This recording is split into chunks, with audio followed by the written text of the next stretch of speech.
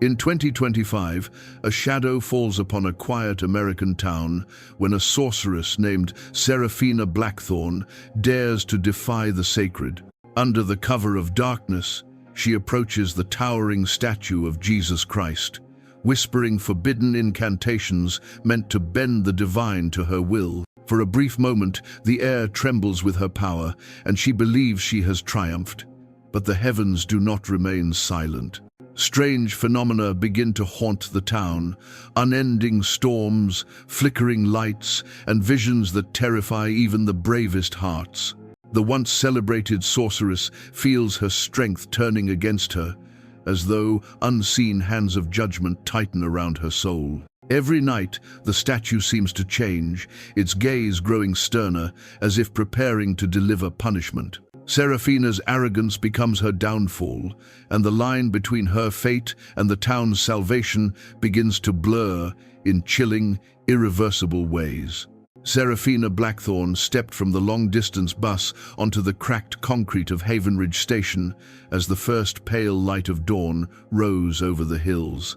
The platform carried the smell of rain and creosote, a scent that clung to the old timber awnings and to faded billboards that promised prosperity with smiles that did not match the quiet of the street. It was the year 2025, yet the town seemed to linger in an earlier decade, with brick facades rubbed smooth by wind and time, hand-painted shop signs, and a diner window polished until it could almost pretend to be water.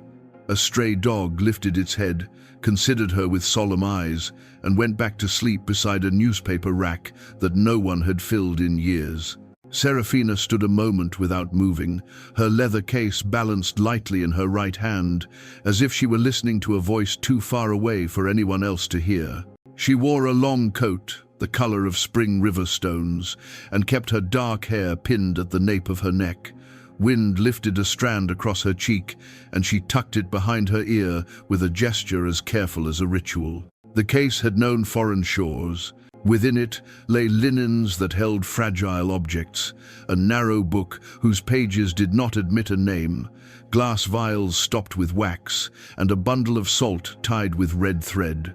The brass lock had been carved with a symbol that revealed its meaning only when light fell at a certain angle. Seraphina felt the weight of the case not as someone might feel the weight of tools, but as an astronomer might feel the weight of silence before a discovery. Havenridge welcomed her with a quiet that was not indifference. The town stood at the edge of plains that shifted like water when the wind moved, and beyond those plains rose a low ridge where a monumental statue of Jesus Christ looked down over the streets. The statue had been raised after a flood decades earlier, an offering of grief lifted into a figure of endurance and mercy. Sunlight reached the bronze face as the day widened, and Seraphina felt a delicate prickle along her forearms, as if the air had changed temperature without changing season. She did not smile. She inhaled slowly and tasted iron and rain and the faint powder that settles from cut stone. She began to walk. The streets were clean, in the way of places maintained by hands rather than machines. A bakery opened its door and released the warm breath of cinnamon and yeast. A child coasted past on a bicycle and looked back with frank curiosity, one hand lifted in greeting. Bells sounded from the hill, and Seraphina counted the notes, matching them to old patterns she kept in her mind, patterns of measure and interval that could turn sound into a map. Every town held a geometry hidden beneath routine. By noon, she would know where the lines crossed, and by night, she would know where the lines could be broken. She found lodging above a hardware store whose owner introduced himself as Mason Whitaker. He was a man of steady posture and clear eyes, the sort of person who believed that fairness and patience could repair most things. He slid a key across the counter on a brass ring shaped like a small horseshoe and told her the water ran hot but might complain a little before it did what it was told. Seraphina thanked him with a polite smile that revealed nothing. The stairwell smelled of sawdust and lemon oil. The room itself was spare but held generous light, with floorboards that remembered other footsteps. From the window she could see the ridge and the outstretched arms of the statue.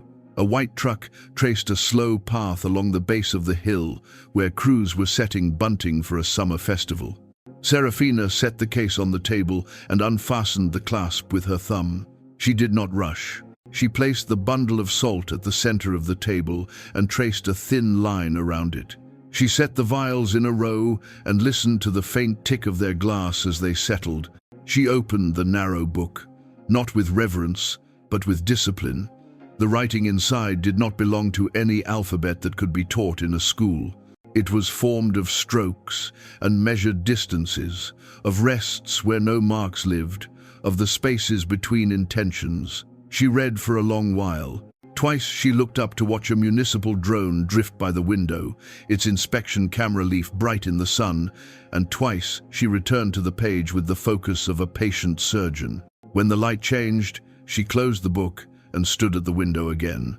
The town moved with the calm certainty of routine. Children crossed streets under the supervision of a guardian in a fluorescent vest. A man on a ladder adjusted a string of paper lanterns shaped like small boats. Two teenagers argued happily about music that spilled from a phone speaker, then laughed at their own stubbornness and split a pretzel. The statue held its vigil above all of it, unblinking, serene, heavy with a presence that did not ask permission to be felt. Serafina placed her palms against the glass and felt the faint hum that traveled through wood and nail and wire, a hum that came from distant transformers and nearer hearts. In the afternoon, she walked up the hill. She met the eyes of those she passed and greeted them with a courteous nod. The path to the statue wound through a grove of cottonwoods that carried a green fragrance even in heat. Limestone steps rose in short flights, worn to a soft curve by many soles. A plaque stood at the base of the last terrace and told the story of the flood that had destroyed homes and bent trees and buried a school, and of the hands that had raised funds and steel to lift a monument into the open sky. Serafina read the list of names without judgment. She set a fingertip on the etched date so that the cool of the metal could travel into her skin. At the top, the statue loomed, vast and calm, arms extended over the town like a promise whispered without words. A woman sat on a bench with a folded paper of tulips in her lap, lips moving in a private prayer. A boy traced circles with his sneaker on the paving stones, testing how long a lap around the plinth might take, counting under his breath. Pigeons stepped along the balustrade, the soft rustle of their feathers like a hand turning pages. Serafina waited until the woman rose and the boy ran ahead toward the steps. Then she approached the base and paused within the cool shadow thrown by the figure. The wind moved in small drafts that seemed to turn as if they were decisions. She knelt near the seam where bedrock met, poured foundation, and touched the join with the back of her hand. Beneath her skin, she felt the faintest resistance, a delicate pressure that answered her presence the way shallow water answers a fingertip. She moved her hand to the west, and the pressure changed, gathering, then thinning, then gathering again. She closed her eyes and listened with her bones. Lines rose in her mind the way rivers rise on a survey map, and she followed them to their quiet intersections. The statue did not move. Its silence was complete, but within that silence Serafina heard the memory of thunder. She stood and walked the perimeter, counting in a sequence that would let her return precisely to any point without a marker to guide her. She identified 3 places where the air carried a taste of copper, then a 4th place that tasted like rain that has never fallen. As she descended, she passed a man carrying a coil of rope over his shoulder and a basket of tools in his hand. He wore a checked work shirt and a clean white undershirt, and had the squared shoulders of someone who lifts and carries for a living. He tipped his head in greeting. She returned the gesture. His gaze followed her a moment with the ordinary curiosity one reserves for strangers, then turned back toward fence repairs near the slope. Serafina kept walking and kept count of the steps and of her breaths. She stepped onto a patch of gravel that shifted with a whisper, and she registered the whisper as another small piece of the town's invisible math. Back in the room above the store, she lit a single candle and set it on the floor where the boards crossed at a particular angle that she had chosen from the window's long observation. The flame drew a pear-shaped glow upon the ceiling. She set the salt where the glow fell and spoke a sentence that had no grammar, a sentence made of breath and measure and intention. The candle guttered and steadied. Outside, a dog barked twice and fell quiet. Serafina closed her eyes and saw the statue again, not as the townspeople saw it, but as a knot in a web that stretched beneath the crust of the earth, a knot where force had been gathered by hands and by grief and by the patience of years.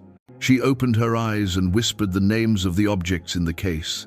She set one vial near the salt and another near the door, not as a practitioner sets tools to impress others, but as a cartographer places markers to keep from losing the path he has drawn. The symbol on the lock caught the candlelight and seemed to turn without moving. Serafina rested her hands palm down on the floorboards and listened again. She heard the hardware store below, the soft clink of metal as Mason Whitaker counted screws into small paper envelopes, the chuckle of a neighbor describing a fishing trip that had ended in rain and laughter, the slow wheeze of the old compressor that lived in the back room like a retired animal. She smiled. It was not a cruel expression and not a kind one. It was the expression of a person who has found a keyhole that others cannot see. She placed the vials back into the case and closed the book and slid the case beneath the bed. She washed her hands at the small porcelain sink and dried them on a towel folded so precisely that she could feel the care that had gone into the folding. Before she left the room, she blew out the candle and watched the smoke write its soft gray ribbon toward the ceiling and vanish. Evening arrived with a softness that belonged to places where work ends when the light thins. Music drifted from the diner. A young couple spoke in urgent whispers near a mailbox, then leaned into a shared laugh, arguments dissolving into relief. An elder sat on a bench and fed crumbs to sparrows with the patience of someone who has learned to measure time by kindness. Serafina walked past with unhurried steps. She stopped at the open door of the church at the base of the hill and breathed in the smell of wax and old wood and copper. A custodian hummed while gathering withered flowers into a bucket.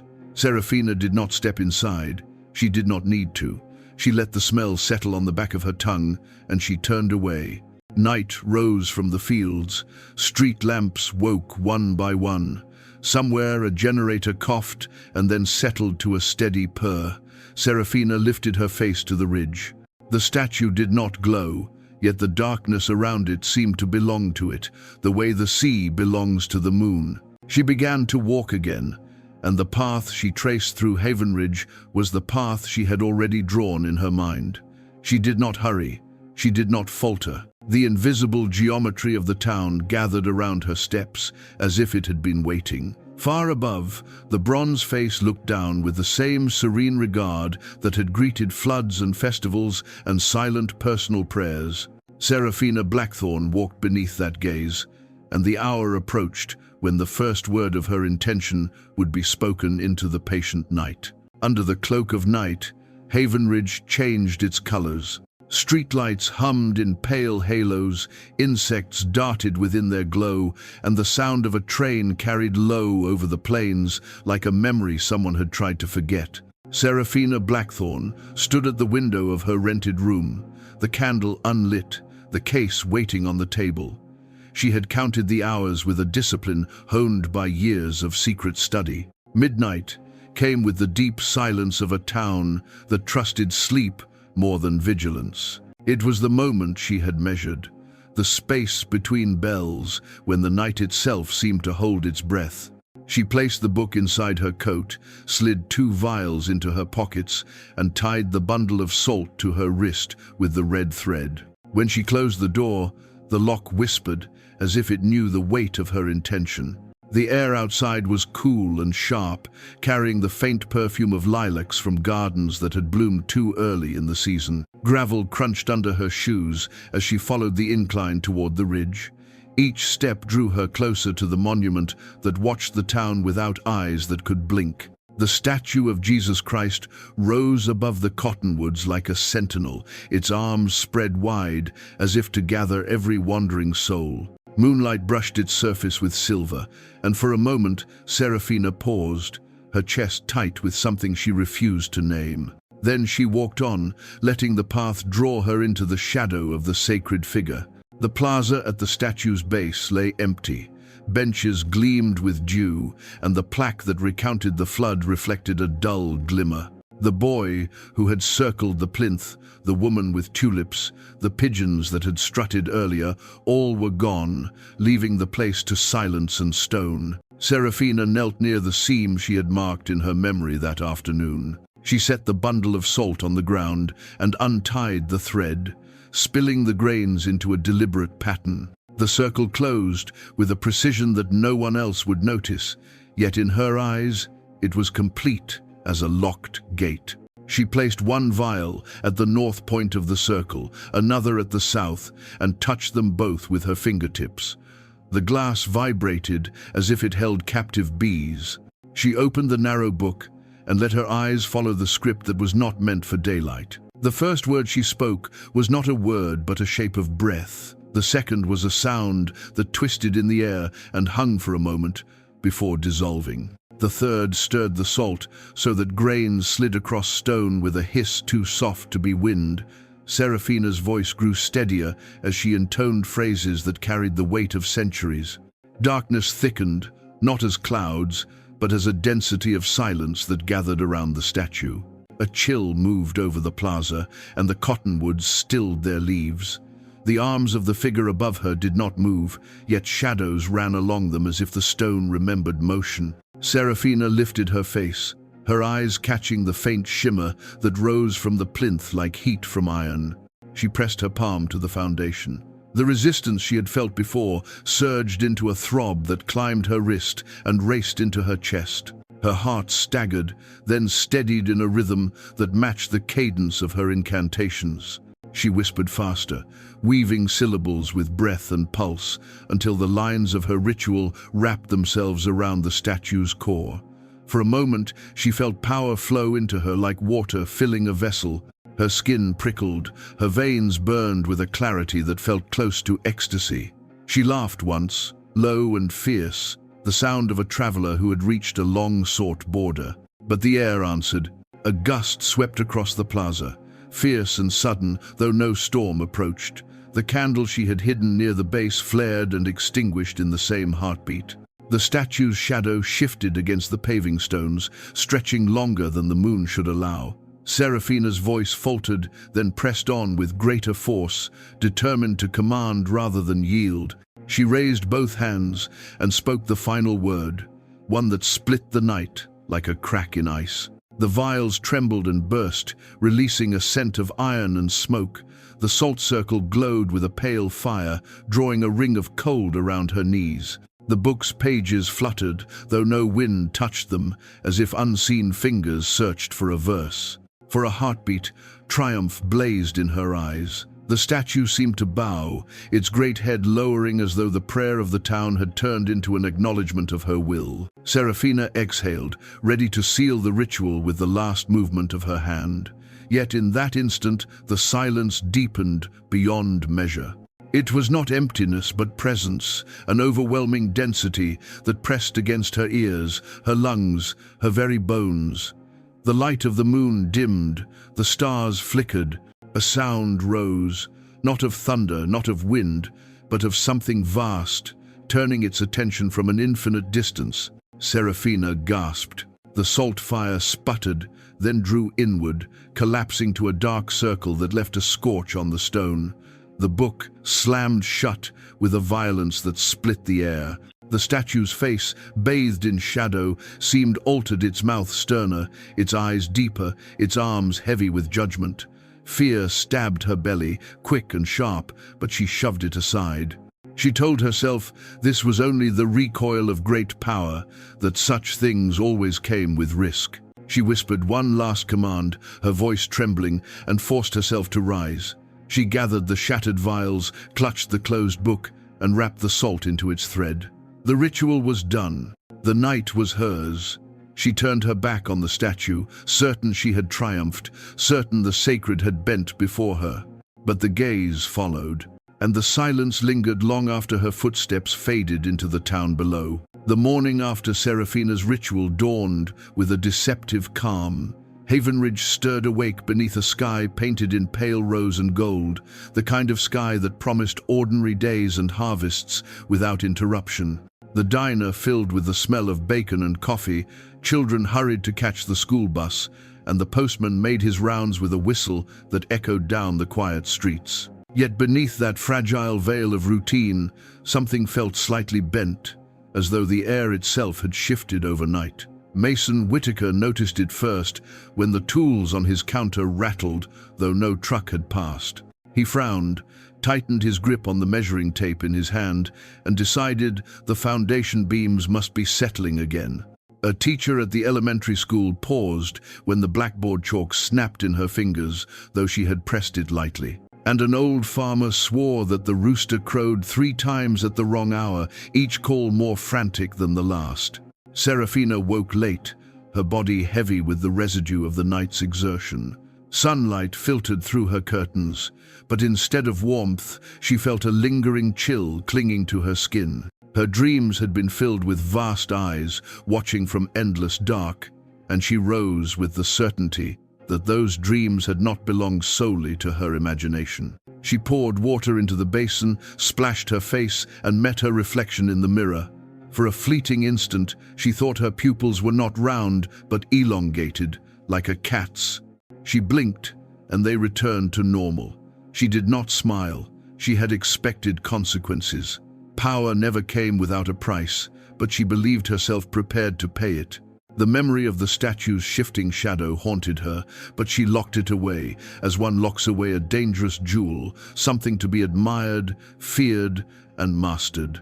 On the street below, townsfolk exchanged whispers. 2 children claimed they had heard voices drifting from the ridge, voices that spoke in a language they could not understand. A delivery driver swore the statue had glowed faintly as he passed before dawn. Jonathan Cross, the man known for his steadfast devotion, listened in silence. He worked at the local carpentry shop, his hands thick with years of labor, his heart steady in prayer. When the rumors reached him, he set aside his hammer, cleaned the sawdust from his palms, and looked up at the ridge. He had never known fear in the presence of the statue, but that morning a shadow of unease slid through him like cold water. He resolved to walk there at evening, to see with his own eyes. By midday, the town's animals grew restless. Dogs barked at nothing, their hackles stiff. Horses in the stable shied from their feed, staring toward the hills with rolling eyes. A hawk wheeled low, screeching, and then vanished north as though fleeing something unseen. Serafina watched it all from her window, her lips curved in the faintest trace of satisfaction. These were signs of power answered. She believed the town trembled, not in judgment, but in recognition. She told herself the divine had been silent too long, and she was merely the one who had shaken it awake. As dusk fell, the first true disturbance came. The power lines buzzed violently, throwing off sparks that startled pedestrians. Lights flickered across the streets in unison, then steadied, then flickered again. People glanced upward, uneasy. The sky clouded unnaturally fast, a bruised grey spreading across what had been a clear horizon. Thunder muttered, though no rain fell. Serafina walked through the streets, her coat brushing against her knees, her case heavy at her side. The townspeople eyed her without knowing why they felt compelled to. Some crossed themselves, others looked away quickly, as though ashamed of their own suspicion. At the diner, Mason Whitaker met Jonathan Cross at the corner booth. They shared quiet words over black coffee. Mason described the rattling tools. Jonathan spoke of the rumors, of children frightened by whispers, of his own unease. They did not name Serafina, yet both thought of the woman who had arrived on the bus days earlier, the woman with the eyes too calm for a stranger. Jonathan resolved aloud that he would go to the statue that night. Mason nodded grimly, promising to follow if the signs grew worse. Up on the ridge, As the last of daylight drained from the land, Serafina returned to the statue. The salt scorch she had left was still visible, a dark mark against the foundation stone. She traced it with her boot, murmuring a line of verse. The air grew heavy at her whisper, pressing against her lungs. The statue loomed above, its bronze face now deepened with shadows. To her eyes, its expression had altered again. What once had been serenity now seemed closer to sorrow, or perhaps reproach. She felt the familiar surge of defiance rise.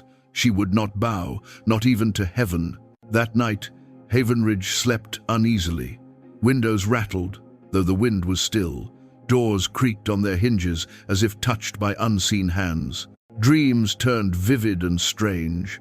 One man dreamed of floods swallowing the streets. A woman dreamed of fire pouring from the eyes of the statue. A child dreamed of wings beating endlessly in darkness. By dawn, they all woke shaken, though they could not explain why. And Serafina, standing once more at her window with the closed book pressed to her chest, smiled through her exhaustion. For she believed that the first ripples of her triumph had begun, that the sacred was no longer untouchable, and that soon all of Havenridge would know she had dared to bend divinity to her will. But outside, unseen by her, the statue's bronze eyes glistened with moisture that no rain had caused, as though the heavens themselves had begun to weep. The storm that had begun in Havenridge did not remain within the quiet borders of that town. Like smoke carried on unseen currents, whispers of unease drifted outward, following Serafina as she left behind the streets that had grown heavy with her presence. She boarded a train under the dim lights of an early station morning, her case beside her, the narrow book hidden deep in her coat. She did not look back at the ridge where the statue rose. Yet in her mind, the image of its sorrowful eyes followed her, etched against the darkness like fire burned into wood. The train sped eastward, passing fields that blurred into forests, and forests that gave way to the sprawl of cities. With each mile, Serafina felt her body hum with the unstable residue of her ritual. The power was there, sharp and intoxicating, but it wavered like a flame in wind. She whispered fragments of incantations under her breath, desperate to steady the currents inside her veins. A child across the aisle began to cry without reason, pressing her face into her mother's shoulder until Serafina lowered her voice to silence. By the time the train reached Washington, D.C., night had folded itself over the capital. The monuments gleamed with their polished authority, marble pillars catching floodlight and casting long shadows across manicured lawns. Serafina stepped from the platform into a city that pulsed with power of a different kind, power that lived in laws and signatures, in whispers behind closed doors. Yet she felt something else here too, a density in the air, as though invisible eyes watched more keenly than in Havenridge.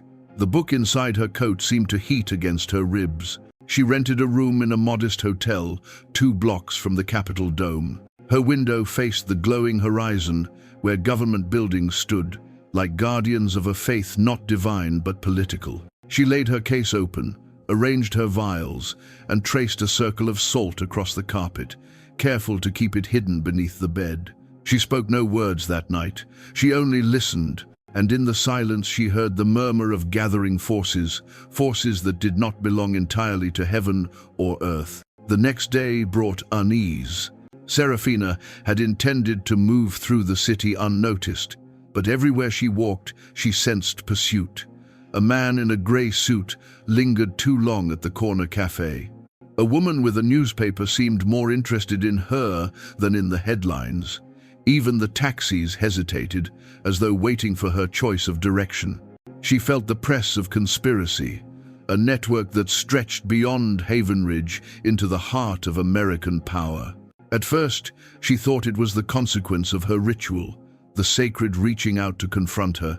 But when she passed the wrought iron gates of a federal building, she felt another kind of gaze, human, sharp, deliberate. Jonathan Cross had followed her, not alone, but with allies whose faith was steadier than iron. He had watched her depart Havenridge, convinced that the storm she left behind was not natural. He had prayed, sought counsel, and finally gathered the courage to board the same eastbound train. Now, in Washington, he moved with a carpenter's patience, tracking her through streets she believed herself to be mastering. He carried no weapons but faith, and yet the resolve in his eyes was sharper than any blade. The chase began near Union Station. Serafina stepped into the colonnade, her coat brushing marble, when she sensed the approach. Jonathan's footsteps echoed behind her, steady, certain. She quickened her pace, weaving through the crowd. He followed without hurry, his gaze fixed on her. She darted left, out into the rush of evening traffic, horns blaring as she crossed. He pursued, unflinching, as if the city itself parted for him. She turned down an alley where dumpsters cast long shadows, the smell of damp paper heavy in the air. She whispered a single syllable, and the shadows thickened, twisting into forms that lunged toward her pursuer. Jonathan raised his hand, speaking no incantation, only a prayer. The shadows faltered, dissolved into dust, and the alley fell silent.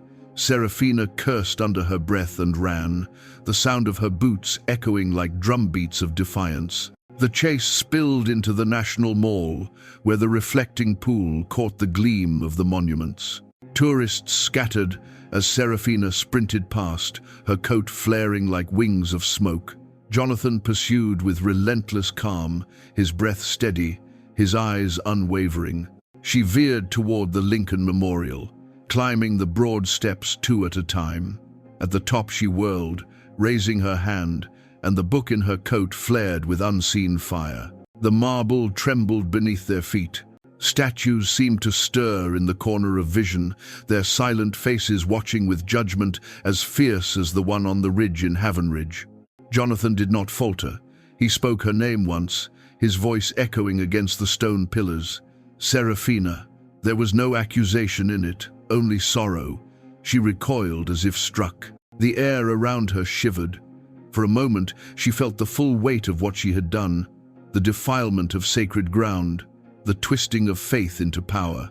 But pride surged again, driving the doubt from her heart. She whispered another incantation, and lightning split the sky, though no storm had gathered. The crowd screamed, scattering into the night.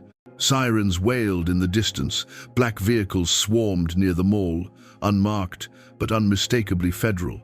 Agents emerged, their movements precise, their eyes scanning not only Serafina but Jonathan as well.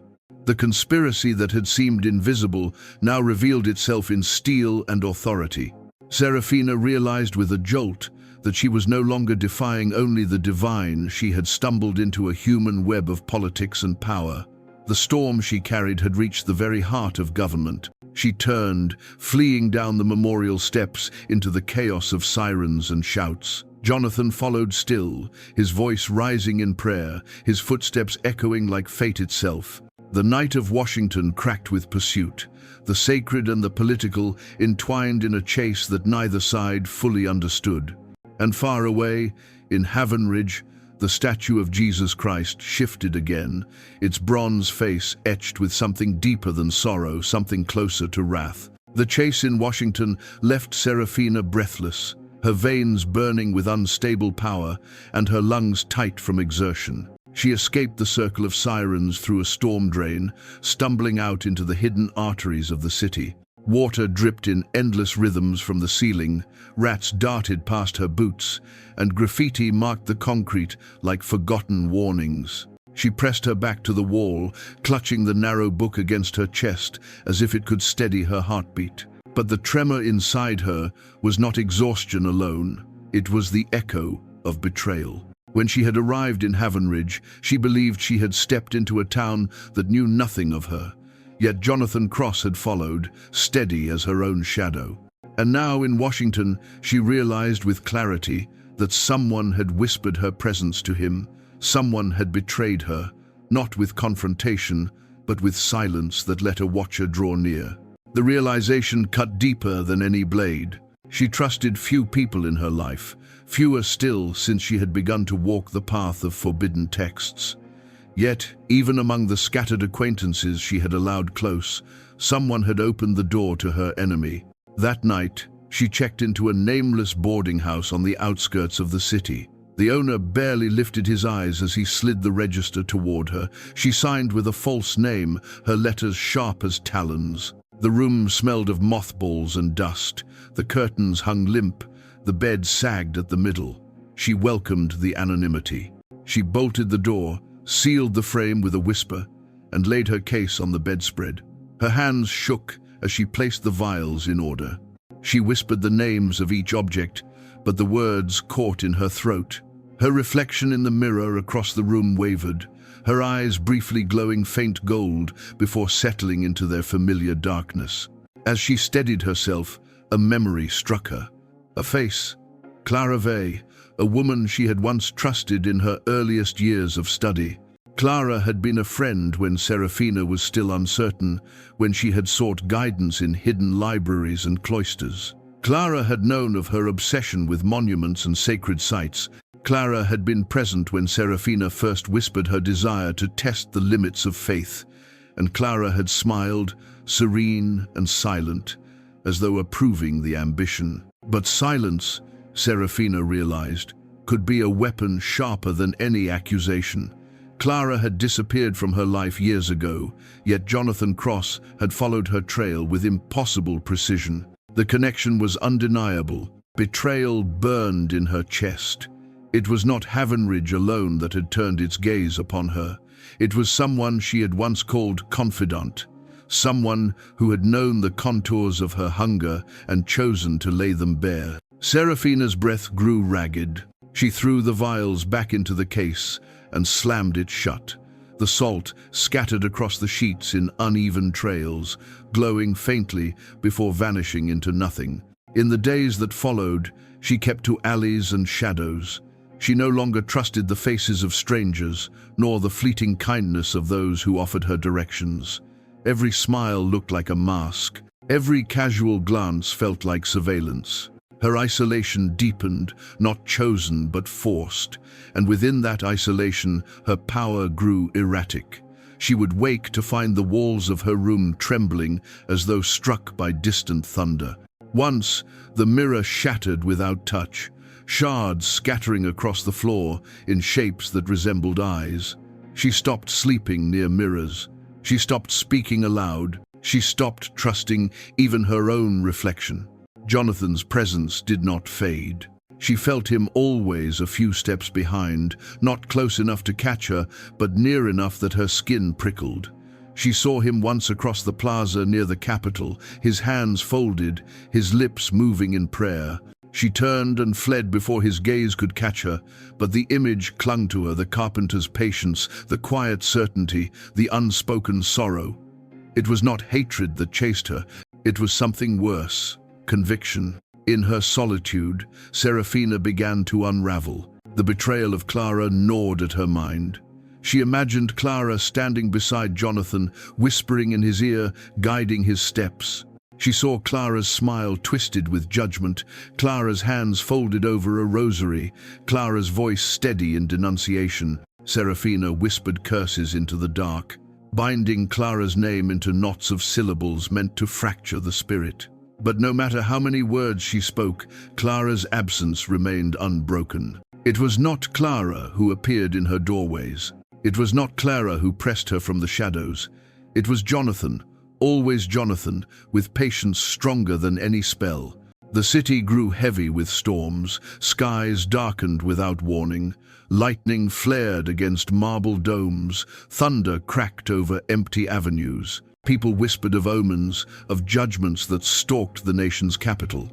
Serafina knew the signs were her doing, but instead of triumph, she felt only dread. The power that had once surged like wine now felt like poison in her veins. Every incantation left her weaker. Every ritual seemed to echo with voices not her own. The betrayal had cut her deeper than she admitted. Doubt had entered her blood. One night, alone in her room, she opened the book again. The pages shivered in her hands, their ink rippling like water. She read the words, but they no longer obeyed her. Lines twisted into warnings she could not comprehend. The voice that rose in her mind was not her own. It whispered of judgment, of wrath, of the sacred reclaiming what had been defiled. She slammed the book shut, but the whisper did not stop. It spoke in the silence, in the hum of the wires, in the flicker of the lamp. It spoke in the language of betrayal and punishment. Seraphina sat on the sagging bed, her fists clenched, her breath shallow. She was alone, more alone than she had ever been, and in that isolation, the truth pressed against her with a weight she could not cast off. She had believed power would shield her from judgment, but betrayal had shown her weakness. Someone had marked her steps. Someone had guided Jonathan to her trail. And now, even her own strength was turning against her. She closed her eyes and whispered Clara's name one final time, not as a curse, but as a confession. The silence that followed was more terrible than any reply. Outside, thunder rolled again, shaking the city. And on the ridge of Haven Ridge far away, the statue of Jesus Christ tilted its shadow across the town, its face grim, as though the punishment already written was beginning to unfold. The city of Washington had become unbearable, a labyrinth of whispers and shadows closing around Seraphina Blackthorne. Betrayal had carved isolation into her soul, and Jonathan Cross's patient pursuit had tightened like a noose. She boarded a westbound flight under yet another false name, her case heavy in the overhead bin, the narrow book pressed against her chest beneath her coat. The hum of the engines was steady, yet every vibration felt like a warning. She closed her eyes and tried to rest. But even above the clouds she felt pursued, not only by Jonathan, but by something greater, vast and unseen. When the plane touched down in San Francisco, night had already fallen. The city gleamed like a circuit board laid against the water, each light a pulse in the veins of something alive. The Golden Gate Bridge arched against the fog, red steel dissolving into pale mist, and beneath it, the bay churned with restless currents. Seraphina stepped into the salt, thick air, the tang of the ocean sharp in her lungs. She believed she had outrun Jonathan for now, but she knew she had not outrun judgment. Her first nights were spent wandering Chinatown's alleys, the Mission's murals, the quiet streets near Golden Gate Park. She kept her head low, her coat drawn tight, her book hidden. Yet she sensed eyes upon her again, not Jonathan's, not federal agents, but eyes that belonged to something older. Doors seemed to open slightly as she passed. Lanterns flickered without wind, and in one deserted alley she found a sigil chalked on brick that matched the symbol etched on her case's brass lock. Her breath caught. She was not alone. On the third night, they revealed themselves. It began with a note slipped beneath her hotel door. Follow the lanterns to the gate. The handwriting was precise, unfamiliar. She burned the note after reading it twice, then stepped into the fog-draped streets. Lanterns did indeed glow, red paper globes strung low across an alley that led nowhere on any city map. She followed, her steps measured, her pulse a steady drum. The alley narrowed until the walls seemed to close like jaws, and at the end she found a wooden gate painted black, its frame carved with symbols she half recognized. It opened without a touch. She stepped into a courtyard lit by fire in iron bowls. Figures stood in a circle, their faces hidden by masks of jade, bone, and obsidian. Their robes shifted like ink in water, dark yet alive with faint symbols stitched in silver thread.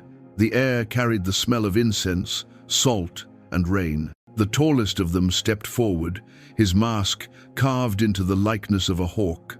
"Seraphina Blackthorne," he said, his voice calm and measured. "You carry the book, you have touched the sacred, and you have defied it." Her hand tightened on her coat. "Who are you?" "We are the custodians," the hawk mask answered. "We are the ones who remain unseen when faith collides with power.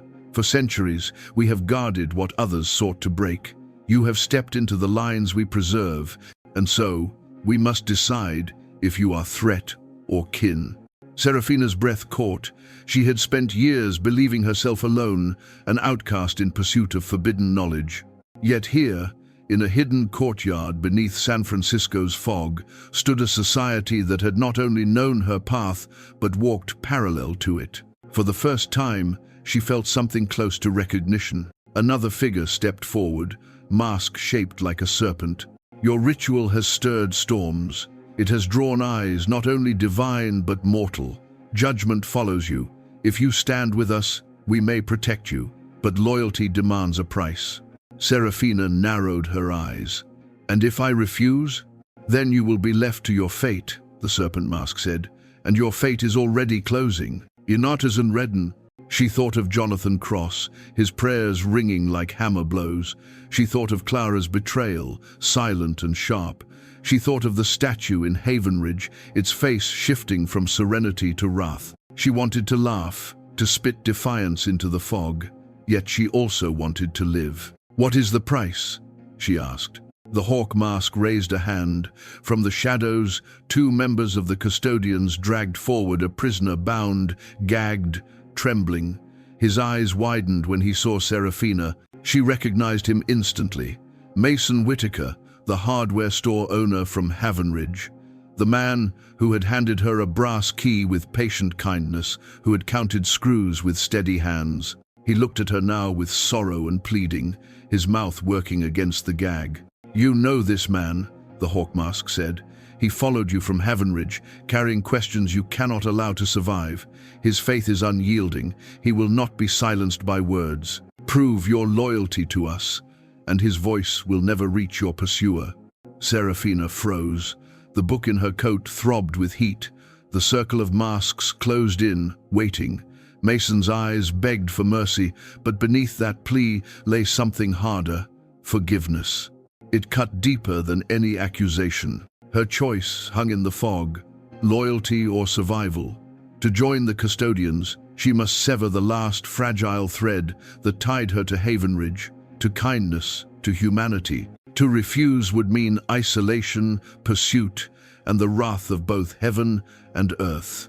Her hand rose slowly, trembling, toward the case at her side. The masks leaned closer. The fire hissed in its bowls. Mason's breath came fast through the gag. The silence stretched until it became unbearable. And then Seraphina whispered, "Show me the ritual." The courtyard erupted, not with applause, not with relief, but with solemn acknowledgement. The custodians had found their answer. Seraphina had not yet chosen blood, but she had chosen the path of loyalty. They would teach her, they would bind her, and in that binding, her fate would twist further toward the punishment already waiting. Above the city, the fog thickened into storm clouds, and the sea battered the piers as though the very earth recoiled from the oath unspoken but understood. The nights that followed in San Francisco were a blur of smoke, whispered vows, and rituals hidden in the marrow of the city. Seraphina Blackthorne, once certain of her solitude, now found herself bound within the circle of the custodians. They fed her fragments of knowledge older than the stones of Jerusalem, knowledge carved into bone and etched into glass that caught the light like frozen fire. They gave her rooms beneath the old city, chambers where the fog could not intrude, where chants reverberated against basalt walls and the air smelled of salt and iron. They taught her that survival meant obedience, and obedience meant silence. Yet even within that silence, she sensed fissures. The masks they wore were not only for secrecy but for shame. Behind each jade hawk, each bone serpent, each obsidian wolf lived a secret they feared to unveil. She began to notice the pauses in their voices, the way they avoided certain words, the way the air seemed to grow colder when the name Dominic was spoken. At first, she thought it was a trick of exhaustion, but then the truth began to surface. Dominic Hale revealed himself on the sixth night. His mask was carved from polished wood, plain compared to the others, but his presence filled the chamber like a tide pressing against a shoreline. He spoke with authority, yet his voice carried sorrow, as if he bore the weight of many betrayals. It was he who placed the book upon the altar, not hers, but another older, darker, stitched in leather that seemed to pulse with breath. When their eyes met, she felt recognition stir, though she could not place its origin. "You are not alone in your defiance," Dominic said. His gaze pierced her, as though he had known her long before Havenridge. The custodians guard against the sacred, but they also guard against themselves. Their oaths are chains. Mine is already broken. Seraphina's breath caught. "Why speak to me?" "Because you have already touched judgment," he answered, "and judgment has marked me as well." It was then she began to learn his story. He was not simply a custodian. He had once been a priest, sworn to silence and sacrifice before abandoning his vows to pursue forbidden texts. He had worn both robes and masks, prayed to both heaven and shadows, and in the end betrayed both. His secret identity was not merely Dominic the custodian, but Dominic the apostate, Dominic the exile, Dominic whose blood was still bound by oaths he had broken. The revelation cracked the fragile alliance within the custodians. Some whispered that Dominic's presence had already cursed them. Others insisted he alone kept their order from collapsing under the weight of their own lies. Seraphina found herself caught in the fracture. She had begun to trust Dominic not as ally, not as friend, but as one soul recognizes another, consumed by fire. Yet trust was poison among the masked. One night, in the chamber beneath the mission district, the argument ignited. The Hawk Mask accused Dominic of treachery, of using Seraphina as a weapon against them. The Serpent Mask hissed that Dominic's priestly vows made his magic tainted, impure. The Wolf Mask demanded blood as proof of loyalty. The circle closed around him, their chants rising like the hiss of serpents in grass. Dominic stood tall, but his eyes burned with desperation. "I am what you fear to admit," he declared. "I am the proof that no oath can shield you from judgment. I left the altar, I wore the mask, and still the sacred hunts me. Do you not see? Seraphina is not our enemy, she is our reflection." The chamber shook as though the earth itself answered. The bowls of fire flared white, casting their shadows long and thin across the walls. Seraphina felt the floor pulse beneath her, the same resistance she had touched at the statue in Havenridge. It was judgment, reaching even here. Dominic turned to her. "You feel it too. The sacred will not let us go. But together," his voice faltered, his hand lifted as if to grasp hers. "Together we might bend it." Her heart stuttered. The temptation was sharp. To believe she had found another who bore her burden, to believe they could twist divine fire into their own flame. But his secret identity tore at her trust. He was a priest who had abandoned vows, a custodian who had broken oaths. He was everything she feared becoming. The masks closed in. "Choose," the Hawk Mask demanded. "Stand with Dominic and you share his curse. Stand against him and you prove your loyalty." The silence thickened. Mason Whitaker's bound face flashed in her memory, forgiveness in his eyes. Jonathan Cross's prayers thundered at the edges of her mind. And now Dominic Hale, with his shadowed past, held out his hand like an anchor that might drag her deeper or save her from drowning. Seraphina's chest tightened. Her fingers brushed the narrow book hidden in her coat. Its pages trembled, as if eager for her decision. The chamber air grew unbearable, heavy with the weight of countless unspoken judgments. And in that moment, she realized the truth. There was no alliance strong enough to shield her. Not Clara's friendship, not the custodian's oaths, not Dominic's broken vows. Trust was a brittle glass, and every hand that touched it left cracks. She drew in a breath, steady and slow. "You speak of bending judgment," she said to Dominic, "but judgment is already bending us." The words silenced the chamber. The fire dimmed, the masks waited. Dominic's face, lit by trembling flame, was a mask itself of hope, of despair, of secrets that might yet unravel. And Seraphina knew. The darkest moment had come, not only for Dominic, but for herself. Their fragile alliance had begun to shatter, and with it, the last illusion of safety. The storm rolled across Texas like a living beast, its roar shaking the wide plains and its lightning clawing at the sky. Serafina Blackthorne had left San Francisco with the custodians at her back and Dominic Hale at her side, though their fragile alliance cracked with every passing mile. They traveled south, then east, moving like fugitives chased by shadows and prayers. The book remained clutched to her chest beneath her coat, hot as if alive, and in its trembling weight she felt both the promise of power and the certainty of judgment. By the time they reached the borderlands outside Dallas, the air was swollen with heat and fury. Dark clouds pressed low, their bellies heavy with thunder. Locals whispered of a storm unlike any in living memory, a storm that seemed to follow a path rather than the weather's whim. Jonathan Cross was there already, waiting. His prayers had carried him across deserts and rivers, guided by something greater than reason. He stood on the edge of a ranch battered by wind, his figure unshaken, his eyes fixed on the horizon. He knew she would come. The custodians believed this land held a fracture of power, a vein of energy where the earth had once been split by lightning that never faded. They led Serafina and Dominic to it, a field of cracked soil scarred with black glass, its edges still warm though centuries had passed. The air there hummed like a struck bell. The masks surrounded her, chanting low, their robes whipping in the wind. "Here," the hawk mask cried, his voice rising above the gale. "Here you will bind the sacred to us. Here you will prove that no judgment is greater than our will." But the storm did not wait for them. Rain lashed sideways, stinging like stones. Trees bent until their trunks cracked. The ground itself seemed to tremble with wrath. Lightning struck the horizon again and again, so close that the fields smoked. The custodians raised their hands, their chants climbing into a frenzy. Serafina stood at the center, the book open, its pages bleeding light that seared her vision.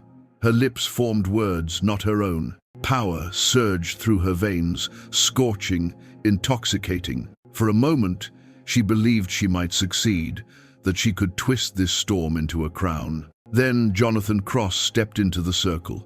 He moved without fear, rain pouring down his shoulders, his hands lifted not in spells but in prayer. His voice rose, strong, clear, cutting through the storm's roar. "Serafina Blackthorne," he called, "you cannot bind what was never yours to command. Stop now, or the judgment you summoned will fall on more than you." Willed.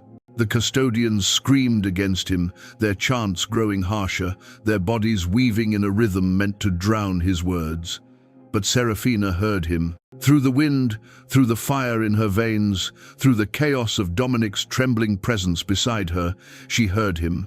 And for the first time since Heavenridge, she faltered. The lightning answered. A blinding strike split the ground at her feet, throwing her backward, the book slipping from her grasp.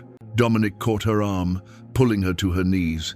His eyes burned with both fear and longing. "This is the moment," Dominic shouted over the gale. "Take my hand. Together we can seize it. Together we can end their chains." His prayers, all of it. But Jonathan advanced, each step steady, unyielding. "Together," he thundered, "you will fall. Alone, you may yet find mercy." The storm raged, tearing at her coat, ripping her hair free, drenching her to the bone. Around her, the custodians' chants faltered as the wind flung them to their knees. The serpent mask was torn away, revealing a pale, terrified face. The hawk mask shattered against the earth. Their power could not match the storm they had demanded. Serafina knelt between Dominic and Jonathan, lightning painting the world white, thunder breaking her bones with its sound. Dominic's hand clutched hers, desperate. Jonathan's voice reached her, relentless. She felt herself pulled in both directions, toward pride and survival, toward surrender and judgment. Her breath came ragged, her heart slammed against her ribs. The storm chose for her. A column of light descended, fierce and blinding, striking the book where it lay on the cracked earth. It erupted in flames that did not consume, but revealed pages turning to ash that glowed like stars, words rising into the air before dissolving into rain. The custodians screamed and scattered, their circle broken, their loyalty shattered. Dominic's grip tightened, his face twisted with anguish. "It was ours," he shouted. "It was ours." But Serafina knew in her soul that it had never been theirs. It had never been hers. She tore her hand free. Dominic staggered back, his eyes wide with betrayal, his mask gone, his priestly past carved into every line of his face. Jonathan's prayer rose louder, steady as the heart of the storm. The lightning ceased, the thunder stilled, the rain fell softer, washing the smoke from the air. When the storm finally broke, the field lay scorched and silent. The custodians had vanished into the darkness, scattered by their own undone power. Dominic stood apart, his face hidden in shadow, his eyes burning with promises of vengeance or despair. Jonathan stood firm, rain dripping from his hair, his gaze filled with sorrow, and Serafina, drenched, trembling, emptied, realized that the storm had not only destroyed the book, it had stripped her illusions bare. She was no longer the woman who had whispered forbidden words to a statue in Havenridge. She was something else now, judged, scarred, and still alive. But survival was not salvation. The punishment had only begun. The storm in Texas left scars across the land, black veins of glass cut deep into the soil, as though lightning itself had written its fury into the earth. Serafina Blackthorne carried those scars within her body, her veins aching with power that no longer obeyed her command. She wandered eastward in silence. The custodians scattered, Dominic vanished into shadow, Jonathan Cross following at a distance she could not escape. Each town she passed looked at her with wary eyes, as if her presence pulled storms into their skies. She told herself she was only surviving, but survival felt like drifting deeper into a labyrinth where every wall was alive with judgment. Days turned into weeks, and whispers spread. Newspapers hinted at unexplained disasters, storms without clouds, fires without cause, rivers swelling out of season. Names were never printed, but Serafina read herself in every line. The conspiracy was no longer hidden.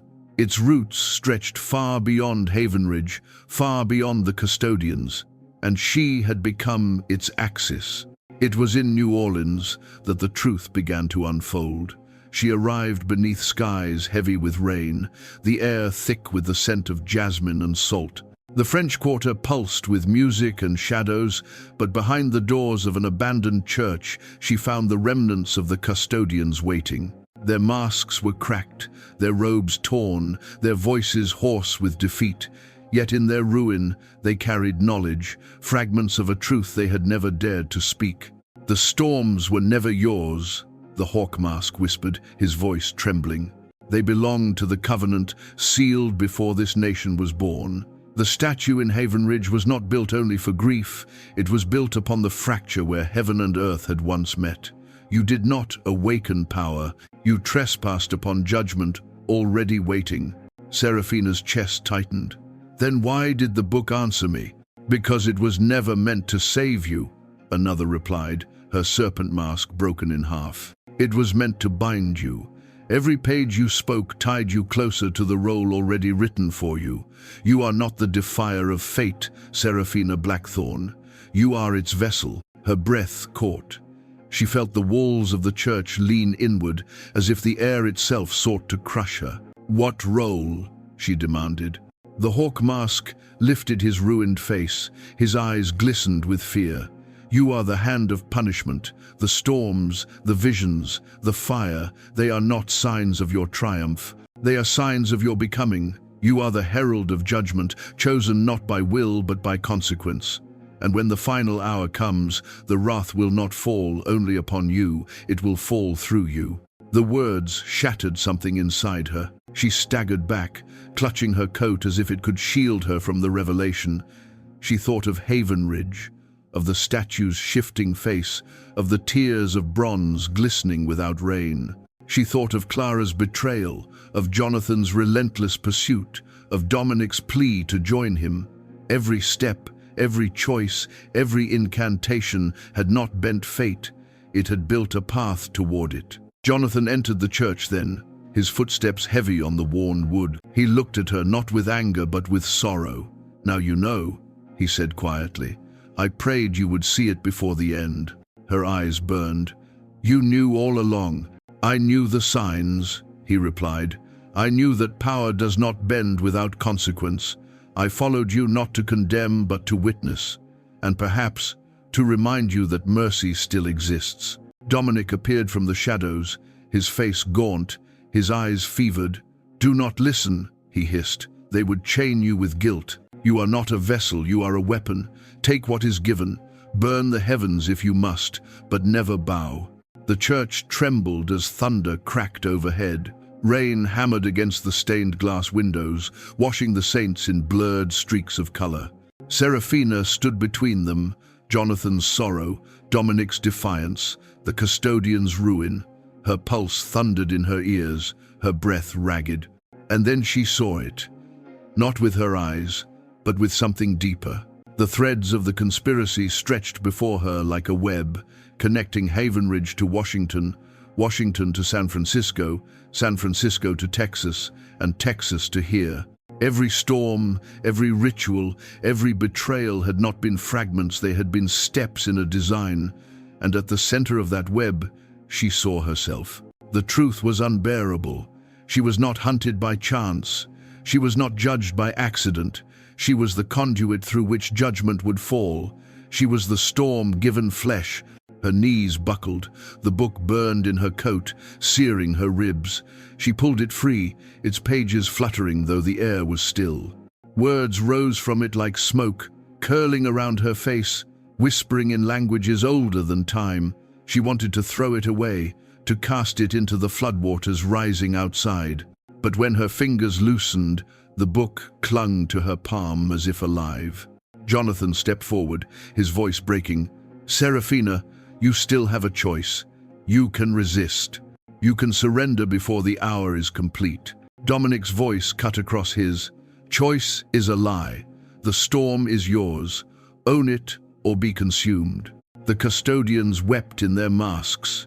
The church shuddered as lightning split the sky.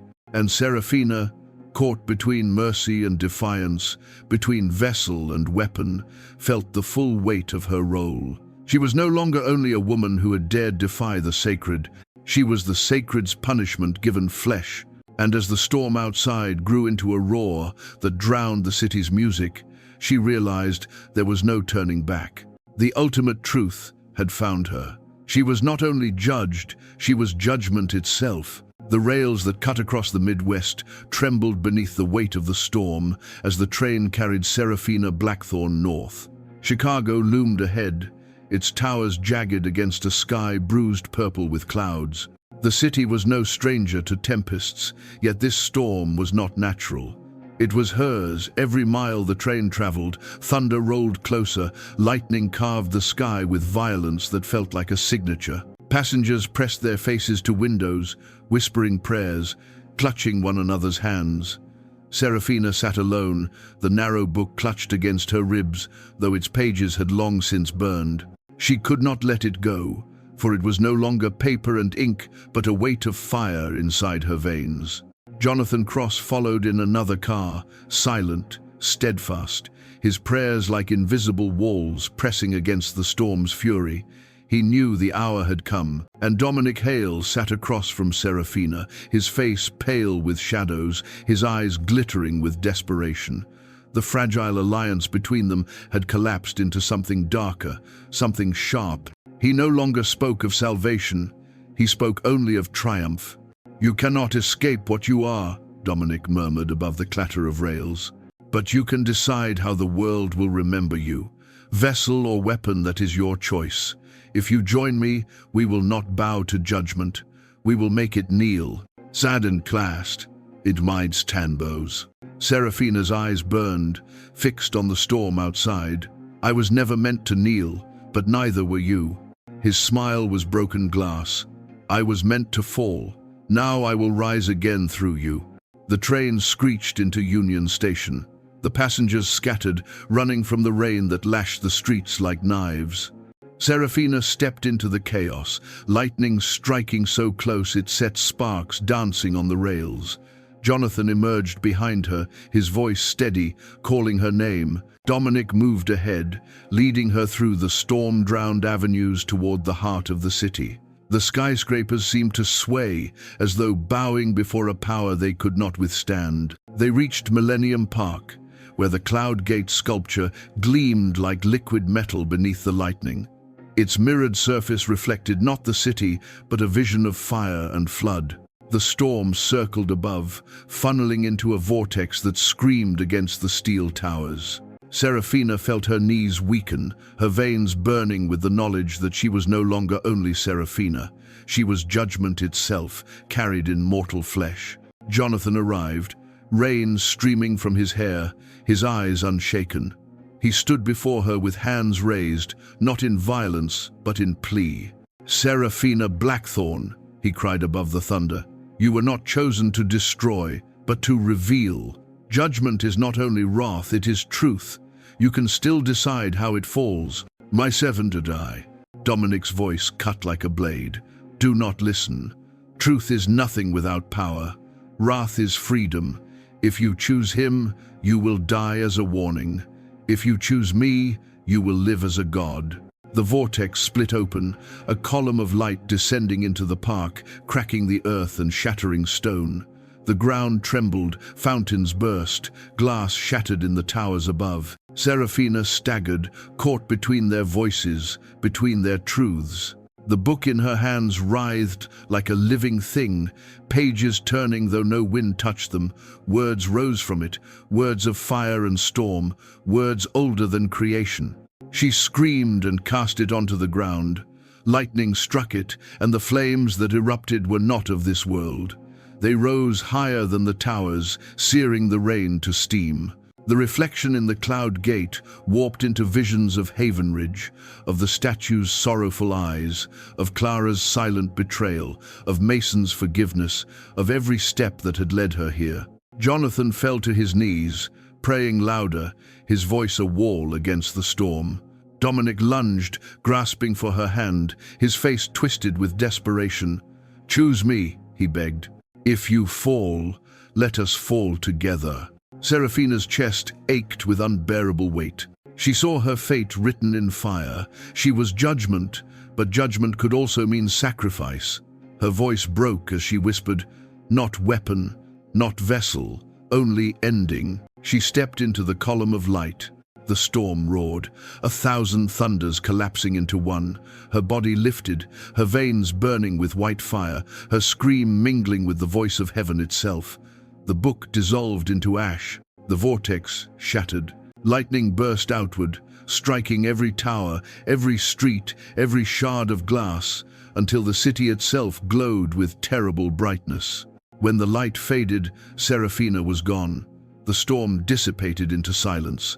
The rain ceased. The clouds broke open, revealing a sky washed clean. Dominic knelt in the ruins, his face buried in his hands, broken between rage and grief. Jonathan stood, tears mixing with rain, whispering prayers for a soul that had chosen to burn rather than destroy. The city around them breathed again, shaken but alive. And in Havenridge, far away, the statue of Jesus Christ gleamed beneath dawn's first light. Its face was serene once more, its eyes calm, as though the judgment had passed and the land had been forgiven. But the memory of Serafina Blackthorn remained a reminder that no mortal can touch the sacred without becoming part of its fire. A reminder etched not only in stone, but in the hearts of those who survived the storm.